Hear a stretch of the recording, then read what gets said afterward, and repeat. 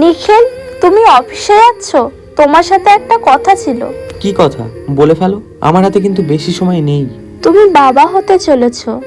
ও, তো এখন আমাকে কি করতে হবে? না, বলছিলাম যে তোমাদের বাড়িতে তো কেউ আমাকে সেইভাবে ভালোবাসে না।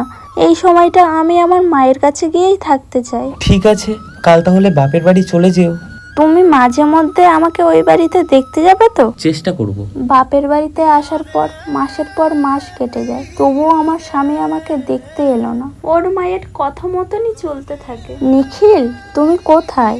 আমাদের একটা কন্যা সন্তান হয়েছে, একদম পুরো তোমার মতন দেখতে। হয়েছে তো একটা মেয়ে, তা আবার ফোন করে বলার কি আছে? মা, তুমিও তো একটা মেয়ে।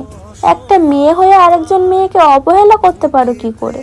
আর নিখিল, তোমার সন্তানকে নিয়ে কেউ এইসব কথা বলছে, তুমি চুপচাপ সেটা শুনছো? সব বাবা আসলে বাবার মতো মহৎ হয় না। সন্তান জন্ম তো দিতে পারে, তার জন্য কর্ম করার কোনো ক্ষমতা নেই।